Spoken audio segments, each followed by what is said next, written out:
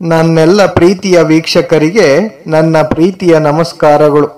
ನಮ್ಮ ಚಾನಲ್ನ ಇದೇ ಮೊದಲು ನೋಡ್ತಿದ್ದೀರಾ ಅಂದರೆ ದಯವಿಟ್ಟು ಸಬ್ಸ್ಕ್ರೈಬ್ ಮಾಡ್ಕೊಳ್ಳಿ ಫ್ರೆಂಡ್ಸ್. ಮುಂಚೆಯಿಂದ ನೋಡ್ತಿದ್ದೀರಾ, ಇನ್ನೂ ಸಬ್ಸ್ಕ್ರೈಬ್ ಮಾಡ್ಕೊಂಡಿಲ್ಲ ಅಂದರೆ ದಯವಿಟ್ಟು ಸಬ್ಸ್ಕ್ರೈಬ್ ಮಾಡ್ಕೊಳ್ಳಿ ಫ್ರೆಂಡ್ಸ್, ಸಪೋರ್ಟ್ ಮಾಡಿ.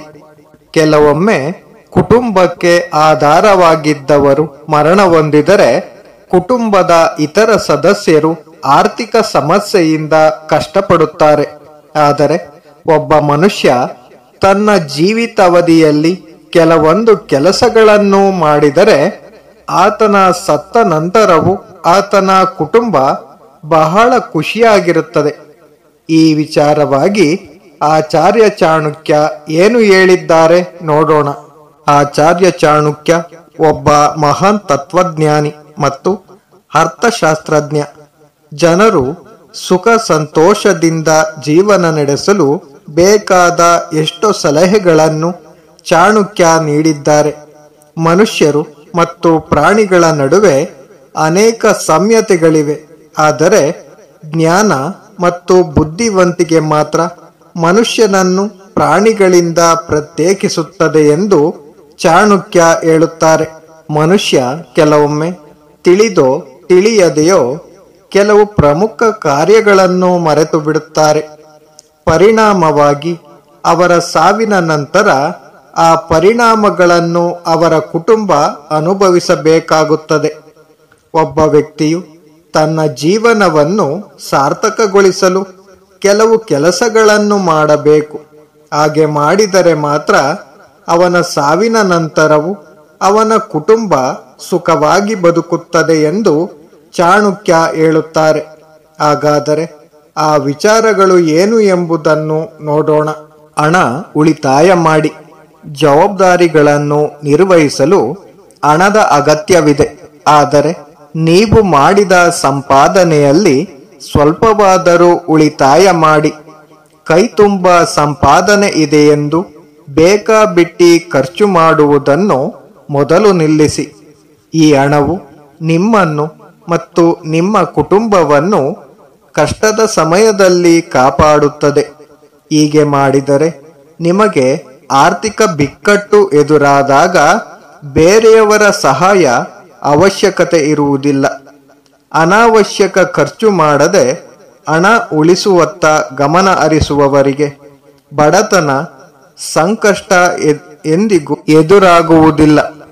ನೀವು ಸಂಗ್ರಹಿಸುವ ಸಂಪತ್ತು ನಿಮ್ಮ ಸಾವಿನ ನಂತರವೂ ನಿಮ್ಮ ಕುಟುಂಬವನ್ನು ಸಹ ರಕ್ಷಿಸುತ್ತದೆ.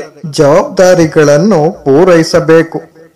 ಮನುಷ್ಯ ಸೋಮಾರಿತನ ತೊರೆದು ತನ್ನ ಜವಾಬ್ದಾರಿಯನ್ನು ಪೂರೈಸಲು ಶ್ರಮಿಸಬೇಕು ಎಂದು ಚಾಣಕ್ಯ ಹೇಳುತ್ತಾರೆ. ಇದು ಅವನ ಮತ್ತು ಅವನ ಕುಟುಂಬದ ಯೋಗಕ್ಷೇಮಕ್ಕೆ ದಾರಿದೀಪವಾಗಿದೆ. ಯೌವನದಲ್ಲಿ ಕಷ್ಟಪಟ್ಟು ದುಡಿದರೆ ವೃದ್ಧಾಪ್ಯವನ್ನು ಸುಖವಾಗಿ ಕಳೆಯುತ್ತೀರಿ ಎಂದು ಚಾಣಕ್ಯ ಹೇಳುತ್ತಾರೆ.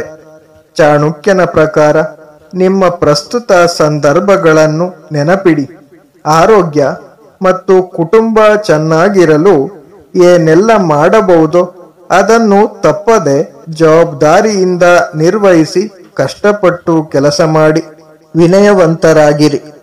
ವ್ಯಕ್ತಿಯ ವರ್ತನೆಯು ಅವನ ಜೀವನದ ಮೇಲೆ ಹೆಚ್ಚು ಪರಿಣಾಮ ಬೀರುತ್ತದೆ.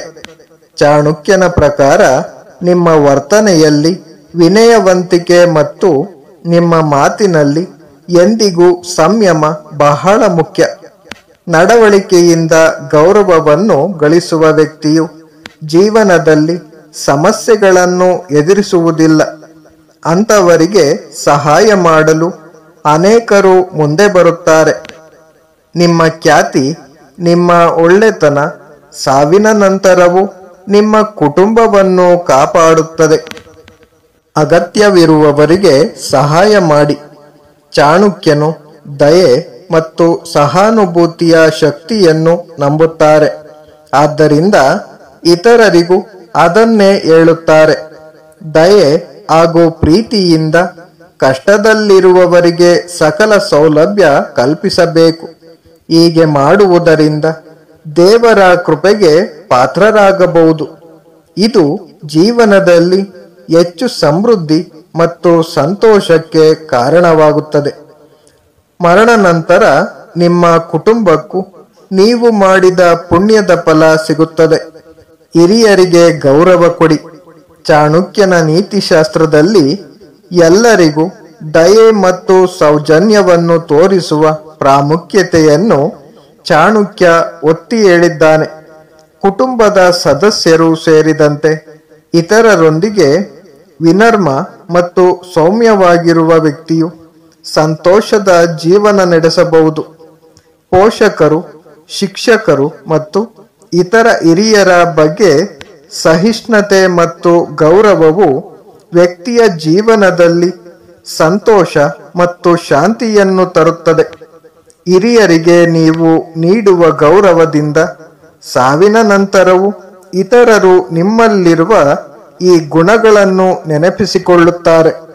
Thank you for watching friends. Please subscribe my channel.